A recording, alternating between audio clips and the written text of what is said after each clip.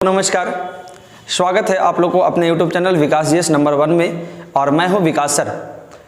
तो आज हम लोग एक खास वीडियो में मुलाकात कर रहे हैं और इस वीडियो में आप लोग को बताया जा रहा है कि आईपीसी जो धारा होती है, जो इंडियन पैनल कोड होता है, जो खासकर इंडियन पुलिस को दिया गया है, उसमें कौन कौन सी धारा इम्पॉर्टेंट होती है। और ये हम लोग आज छोटी सी वीडियो में ये देखेंगे कि जनरल तौर पर हम लोग को नॉर्मल कोई क्राइम कर देते हैं या कोई घटना में सम्मिलित हो जाते हैं तो कौन कौन से धारा लगने की चांस होती है और कौन कौन से धारा पुलिस के द्वारा लगाया जाता है। तो इसी पर आज हम लोग बात करेंगे। सबसे पहले कि आईपीसी अभी बताया आप लोग को, इसका मतलब होता है इंडियन पैनल कोड, यानी ये इंडिया के लिए धारा के रूप में दिया गया है, जिसमें हम लोग सबसे पहले देखते हैं कि लिखा हुआ है 302, बहुत चर्चित धारा 302। इसमें कहा जाता है हत्या के लिए दंड।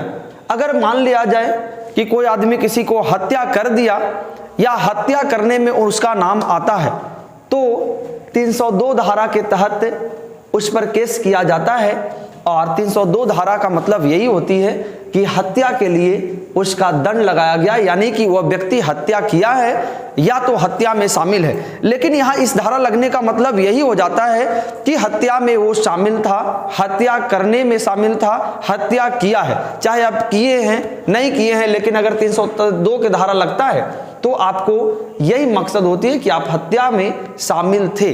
जिस व्यक्ति का हत्या हुआ है उस व्यक्ति का हत्या आप भी किए हैं, किए हो या ना किए हो वो तो आप जानते हैं या जो किया है वो जानता है, लेकिन ये धारा लगने का मतलब अर्थ यही होता है। आगे है 307। ये भी आम नागरिकों में हमेशा लगते रहता है।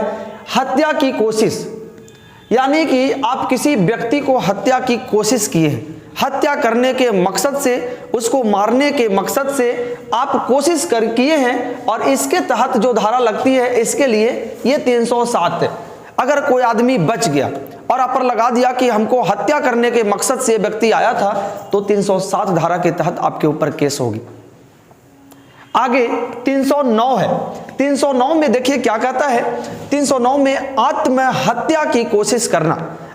आगे 310, ये तो नॉर्मल सी है, ठगी करना, यानी आप झूठ बोलकर फर्जी तरीके से किसी को ठग लिए हैं या किसी भी तरह से फर्जी तरीके से आप उसको ठगने की कोशिश किए हैं, उससे कुछ लेने की कोशिश किए हैं, जो आप सही चीज को ना बताकर, झूठ बताकर, उसको किसी तरह फंसाकर फर्जी तरीके से उसको ठगने की कोशिश किए हैं तो आपके ऊपर 310 का धारा लगेगा। कितना का? 310 का। आगे है 312, गर्भपात कराना। ये भी सब लोग जानते होंगे। जब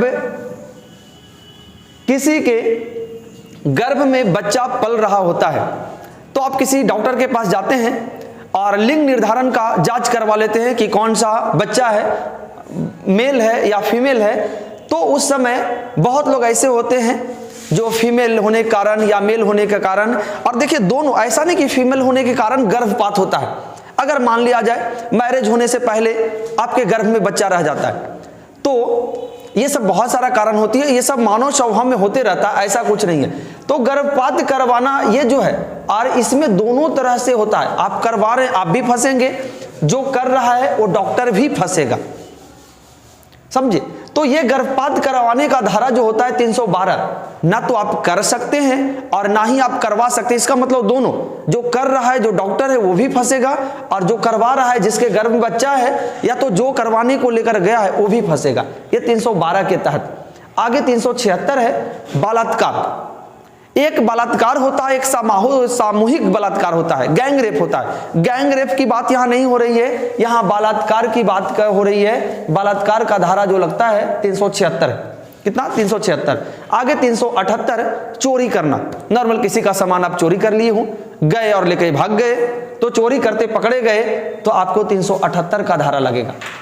अगले वीडियो में आपको यह भी बताया जाएगा कि 378 का धारा लगेगा तो आपके ऊपर कितने माना देना पड़ेगा, कितने दिन का जेल रहना पड़ेगा, वो सब बताया जाएगा। अभी बस ध्यान देने वाली बात यह है कि अभी आपको 378 का धारा में चोरी के जुर्म में ये धारा लागू होता है। चोरी आप करते पकड़े गए, किसी का सामान चोरी करते पकड़े गए, किसी से बिना पूछे आप सामान ले रहे हो, चोरी का आरोप आप पर लगा हो, तो लगेगा 378 का। कितना? 378। आगे 395 डकैती। चोरी और डकैती में बहुत अंतर होता है। डकैती का मतलब होता है कि दिनादृष्टि आप किसी को डरा के लूट लिए। चोरी का मतलब होता है किसी का कोई आदमी मान लिया जाए सोए हुए अवस्था में है और गए आप चुपे से और उसका सामान उठाया और लेकर भाग गए। लेकिन डकैती का मतलब यह है कि आप दिनादृष्टि उसको लूट लिए, डरा कर 4 आदमी गए, उसको पकड़ लिए, जबरदस्ती उसके सामने आप लूट रहे हैं, ये डकैती। और डकैती अगर करते हैं तो ये 395 की धारा लगती है। 395। 396 में है कि डकैती के दौरान हत्या। अगर आप किसी को लूटने गए और लूटते समय अगर वो भी आपके प्रति अगर किसी प्रकार का अटैक करता है और वैसे अटैक में आप उसको किसी हथियार से या तो आपके तहत से उसकी हत्या हो जाती है, तो ये लगती है 396।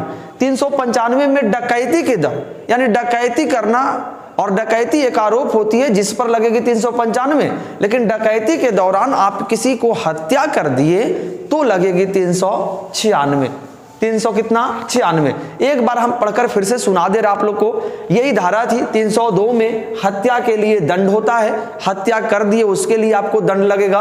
307 में हत्या की कोशिश करने का, 309 में आत्महत्या करने की कोशिश करना, 310 में ठगी करना, 312 में गर्भपात कराना, 376 बलात्कार, 378 चोरी, 395 डकैती और 396 डकैती करने के दौरान किसी व्यक्ति को आप अगर हत्या कर देते हैं तो ये आपको आरोप के तहत, इस आरोप के तहत धारा 396 के तहत केस होगी।